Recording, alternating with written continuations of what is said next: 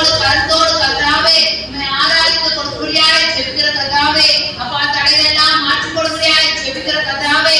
அப்பா இந்த வந்த ஒவ்வொரு தேவ பிள்ளைகள் கர்த்தாவே அப்பா உமக்கே கர்த்தாவே உண்மையாய் ஆராய்ந்து கர்த்தர் கிருபை செய்யும்படியாய் செபிக்கிற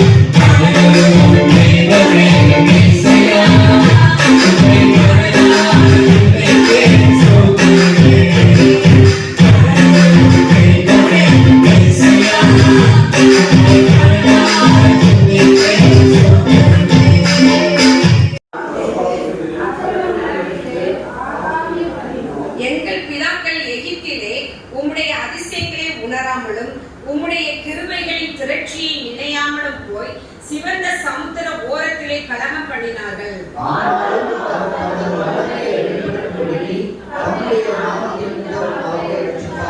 அவர் சிவந்த சமுத்திரத்தை அதட்டினார், அது வற்றி போயிற்று.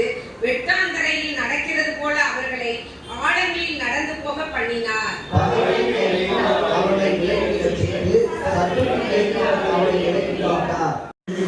இந்த நாளிலும் தேவனை ஆராதிக்க வந்திருக்கிற நீங்களும் நானும் கர்த்தர் நமக்கு 105வது சங்கீதத்தை போல பல காரியங்களை அதிசயமாக அற்புதமாக ஆண்டவர் ஆச்சரியமாக நம்மளை ரட்சித்து போஷித்து காப்பாற்றி இதுவரை நம்மளை வழிநடத்தி வந்திருக்கிறார்.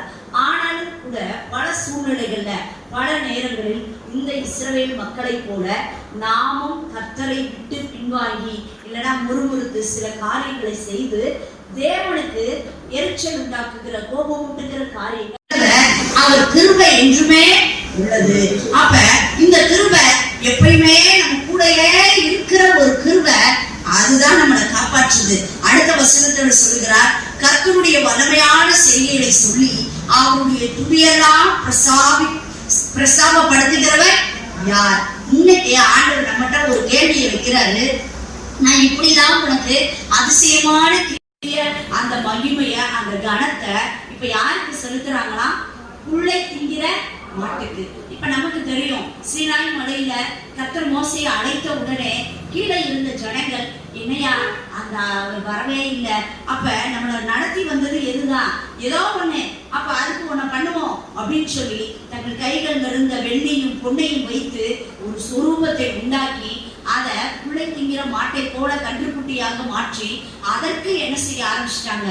மகிமை செலுத்த ஆரம்பிச்சாங்க. இதை பார்த்த கர்த்தர் என்ன செஞ்சாரு? மோசையே என்ன செய்யறாரு? எரிச்சலாகி ஆண்டவர் கொடுத்த கற்பனையவே என்ன செஞ்சாரு? உடைத்து போட்டார். அப்ப அவருக்கே மோசை ஏதாவது இந்த ஜனங்களுக்காக செஞ்சாரா? ஆண்டவர் அழைத்தார், போனார், வழி நடத்தினார், நடத்தி வருகிறார். இது மட்டும்தான் மோசையின் வேலை. ஆனா ஒவ்வொரு நாளும் லட்சத்துக்கு அதிகமான ஜனங்களை ஒவ்வொரு ஆண்டவர் நம்மை நடத்தி வந்த பாதைகளுக்கான மகிமைய அந்த காரியத்தில் அழைக்கிறார். ஒருவேளை நம்ம வீட்டிலேயோ நம்ம குடும்பத்திலேயோ நம்முடைய தொழிலையோ தனிப்பட்ட வாழ்க்கையிலேயோ ஏதோ ஒரு சூழ்நிலை மகிமையான அந்த மேன்மையான ஆசீர்வாதம் இருந்துச்சுன்னா ஏதோ ஒரு தனிப்பட்ட மனிதருக்கோ அந்த சூழ்நிலைக்கோ அந்த காரியத்துக்கோ அந்த ஆசீர்வாதத்திற்கோ நம்முடைய போக்கஸ் எல்லாம் என்ன செஞ்சிடக்கூடாது, மாறிடக்கூடாது. அந்த கிரெடிட்ஸ் எல்லாம் யாருக்குரியது? கர்த்தருக்குரியது. ஒரு வேலை அப்படி நம்ம மாத்தி அதை செலுத்தி இருந்தா ஆண்டவர்கிட்ட எல்லாரும் சேர்ந்து நம்ம அர்ப்பணிப்போம். ஆண்டவரே, ஒரு வேலை நான் அவங்கள பிரைஸ் பண்ணிட்டேன் ஆண்டவரே, இல்ல ஆண்டவரே, அந்த புகழ்ச்சிக்குரியவர், அந்த ஆராதனைக்குரியவர், அந்த மகிமைக்குரியவர், இதை செய்த நீர் அல்லவா அப்படின்னு ஆண்டவரை என்ன செய்யணுமா?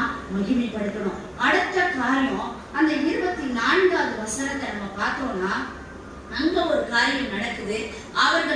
அவருடைய வார்த்தையை விசுவாசியாமல் இச்சிக்கப்பட தேசத்தை அசட்டை பண்ணினார்கள். இவங்க வனாந்தரத்துல நடத்தி வரும்போது கர்த்தர் இவங்களை எங்க கொண்டு போறேன்னு சொல்லி கொண்டு போயிட்டு இருக்காரு? கானான் தேசம். இந்த கானான் தேசம் இச்சிக்கப்படத்தக்க தேசமா? ஏன்னா அங்க பாலும் தேரும் ஓடுகிற அவ்வளோ பெரிய செழிப்பான தேசம். அந்த ஊரை பார்த்தாலே, அந்த தேசத்தை பார்த்தாலே யாருக்குமே என்ன வரும்? ஆசை வரும். அந்த அளவுக்கு இச்சிக்கப்படத்தக்க தேசத்துக்கு உங்களை கூட்டிட்டு போறேன்ப்பா, வாங்கப்பா அப்படின்னு சொல்லி இவர் எவ்வளவோ காரியங்களை கடந்து கர்த்தர் நடத்தி கொண்டு போகிறார். ஆனா இந்த ஜனங்கள் வழியில என்ன பண்ணாங்களாம்? அவருடைய வார்த்தை அப்படின்னு சொன்னா ஆண்டவர் அந்த மக்களை பார்த்து சொன்னமாதான் நம்மளை பார்த்தும் என்ன செய்யறாரு? எரிச்சல் ஆகுறாரு. என்னடா நம்ம வார்த்தையை இவங்க என்ன பண்ணவே மாட்டாங்க, விசுவாசிக்கவே மாட்டாங்க. நமக்கு வேறனா என்னது? ஆண்டவருக்கு பிடிக்காத பல காரியங்கள்ல இந்த அசட்டையும் ஒண்ணு. தேவனுக்கு அவர் அசட்டை பண்ணாங்கன்னு வச்சுக்கோங்களேன், அவர் அவங்கள என்ன செய்வாரு? அசட்டை பண்ணுங்கன்னு தான் ஆண்டவர் சொல்றாரு. அப்ப இன்றைக்கு தேவாலயத்திற்குள்ளாக வந்திருக்கிற நம்ம தேவனை ஆராதிக்கிறதுல சிலர் என்ன செய்யறோம்? அசட்டை பண்றோம். ஆராதிங்க, கைத்தட்டுங்க, பாடுங்க அப்படின்னும் போது அசட்டையா நிமிஷம் அந்த அவங்க பாடுவாங்க, அவங்க ஆராதிப்பாங்க, சாலமோனையா ஆராதிப்பாரு. அல்லங்க, ஆண்டவர் உங்க ஒவ்வொருத்தருக்கும் ஜீவன் தந்திருக்கிறார்ல, இச்சிக்கப்படத்தக்கவர்களா கர்த்தர் உங்களை மாற்றி வைத்திருக்கிறார்ல. இதுல ஆராதிக்கிறதுல நம்ம என்ன செய்யக்கூடாது? அசட்டையே இருக்கவே கூடாது. கர்த்தரை இருதயத்தின் ஆழத்திலிருந்து விசுவாசத்தோட நம்ம பாடணும்ல. அன்று உங்களை முகமே பார்க்காம நாங்க விசுவாசத்தோட என்ன செய்யறோம்? ஆராதிக்கிறோம். ஆண்டவரே, ஒரு நாள் வரும் அன்றைக்கு நாங்க உங்களை முகமுகமாய் கண்டு நாங்கள் என்ன செய்வோம்? ஆராதிப்போம். அந்த விசுவாசம் இன்னைக்கே நீங்க ஆண்டவர் முகத்தை பார்த்து ஆண்டவரே நான் ஆராதிக்கிறேன்னு அந்த விசுவாசத்தோட ஆராதிச்சுக்கலாம். கர்த்தர் நீங்க இச்சித்த, நீங்க விரும்பின எல்லா ஆசீர்வாதங்களையும் கர்த்தர் உங்களுக்கு தர அவர் வல்லமையுள்ள தேவனாய் இருக்கிறார். அடுத்து 28வது வசனம், அவர்கள் பாபேல் பேயரை பற்றி கொண்டு ஜீவன் அல்லாதவைகளுக்கு இட்ட பலிகளை புசித்து தங்கள் கிரியைகளினால் அவருக்கு கோபம் உண்டாக்கினார்கள். ஆகையால் வாதை அவர்களுக்குள் புகுந்தது. அடுத்த காரியம் என்ன அப்படின்னு சொன்னா 25ல கர்த்தருடைய சத்தத்திற்கு செவி கொடாமல் தங்கள் கூடாரங்களில் என்ன செஞ்சாங்கன்னா முறுமுறுத்தாங்க. இப்ப நம்ம ஒரு கிரியை செய்யறோம்னு வச்சுக்கோங்களேன், ஒரு வேலை பண்றோம் அப்படின்னு சொன்னா அப்ப அந்த வேலைக்கு யாரோ ஒருத்தர் என்ன பண்ணிருக்கலாம்? சொல்லியிருப்பாங்க. இப்ப வீட்லயே ஒரு சமையலே பண்றோம்னு வச்சுக்கோங்களேன், காலையில சமைங்க, இந்த காரியத்தை செய்யுங்க, இதை பண்ணுங்க அப்படின்னு சொல்லி நம்ம சொல்றோம். அப்ப சொன்ன காரியத்தை ஒருத்தர் கிரியையா என்ன செய்யணும். அப்பதான் அந்த காரியம் என்ன செய்யும்? நிறைவேறும். அப்ப கர்த்தர் நமக்கு தம்முடைய வார்த்தையின் மூலமாக வார்த்தைகளை கொடுத்து நம்ம அதை இம்ப்ளிமெண்ட் பண்ணணும் அப்படின்னு சொல்லி ஆண்டவர் சொல்றாரு. ஆனா பல நேரங்கள்ல ஆண்டவருடைய வார்த்தைய செவி கொடுத்து கேட்கவும் நம்ம ஆயத்தமா இல்ல, அதை கீழ்ப்படிகிறதுக்கும் நமக்கு மனசு இல்லை. இதனாலதான் பல நேரத்துல நம்முடைய வாழ்க்கையில வாதை வருகிறதுக்கு காரணம். அதாவது நம்முடைய வாழ்க்கையில வாதை அப்படின்றது என்னது? நோய், இல்லைன்னா சில காரியங்கள், சில பிரச்சனைகள் வருகிறதுக்கு முக்கியமான காரணம் என்ன தெரியுமா? கர்த்தருடைய வார்த்தைக்கு உண்மையா கீழ்ப்படியாம, அவனுடைய சத்தத்திற்கு கீழ்ப்படியாம இருக்கிற அந்த காரியத்துல இருந்து நம்மளை சரி பண்றதுக்கு அவர் யூஸ் பண்ற ஒரு டூல் என்ன தெரியுமா? இந்த வாதை. நம்ம எப்பயுமே பாருங்களேன், நல்லா இருக்கும்போது, நல்ல ஜீவன் சுகம் பலன் இருக்கும்போது தேவனை தேடுவதை காட்டிலும், சுகம் இல்லாம இருக்கும்போது ஆண்டவரே நீ காப்பாத்துங்கப்பா, கஷ்டப்படும் போது, நல்லா இருக்கும்போது உபாசத்தப்ப வரமாட்டோம். ஆனா ஏதோ ஒரு கஷ்டம் போதுதான் உபாசம் பண்ணணும், ஜெபிக்கணும், எனக்கு வேற இடமே இல்லை. இது எல்லாம் ஏன் வருது? நம்ம கர்த்தருடைய வார்த்தை என்னது? வாரத்துல ஒரு நாள் ஒரு நல்ல தேவனுடைய பிள்ளை உபவாசிக்கணும், ஜெபிக்கணும், கர்த்தரை தேடணும், அனுதினமும் தேவனோட இணைந்திருக்கணும். இது தேவன் நமக்கு கொடுத்த நியமம் கட்டளை. இதை நம்ம செவி கொடுக்காம இருக்கும்போது நம்மளை திருப்புறதுக்கு அவர் யூஸ் யாருடைய கருத்துல? சாராளுடைய கருத்துல ஆகார் கொடுத்திருந்தாங்க. அவரை எப்படி நடத்தினா? கடினமாய் நடத்தினான். எப்படி நடத்தினா சொல்லுங்க? கடினமாய் நடத்தினாள். அந்த வசனத்தை கூட வாசிக்கலாம். ஆதியாகமம் புஸ்தகம் 14:6 வாசிக்கிறேன். ஆதியாகமம் புஸ்தகம் 14:6. அதற்கு ஆபிரகாம்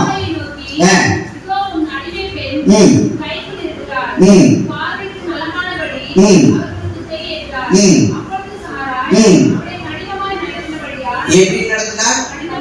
எப்படி நடத்தினார்? கடினமாய் நடத்தினார். எப்படி நடத்தினார்? கடினமாய் நடத்தினார். அதனால அவளை விட்டு என்ன செஞ்சிட்டா? ஓடி போயிட்டா. அல்லேலூயா. அது ஒரு ராணி. அந்த ஆகார் தேசத்துல பார்வோன் ஜனங்களை எப்படி நடத்திருக்கிறேன்னா கொடுமையாய் நடத்தினான். ஒண்ணு யாத்திராகமம் புஸ்தகம் 1வது அதிகாரம் 14வது சொந்த வாசிங்க. யாத்திராகமம் புஸ்தகம் 1வது அதிகாரம் 14வது வசனம்.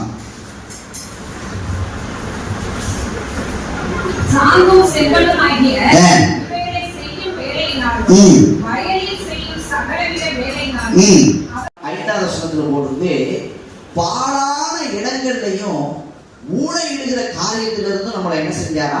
நம்மளை தெரிந்து கொண்டார். அதுல போட்டு என்று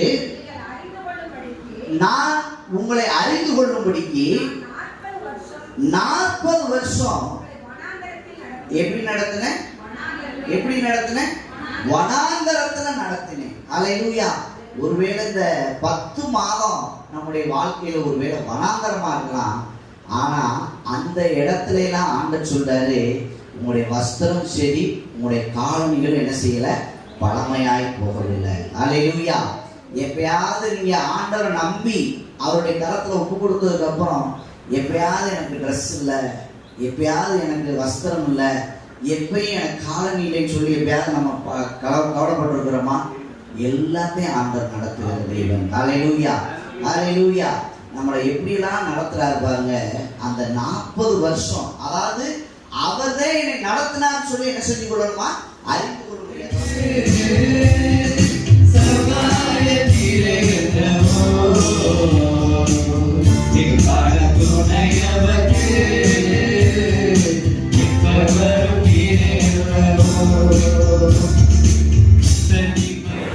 அவர்கள் கொடுத்த காரியங்களை ஆசீர்வதித்து அற்புதமாகவும் தூராகவும் பல மடங்காக பெருக நீ திருப்பி செய்தியாக ஜெயிக்கிறோம்.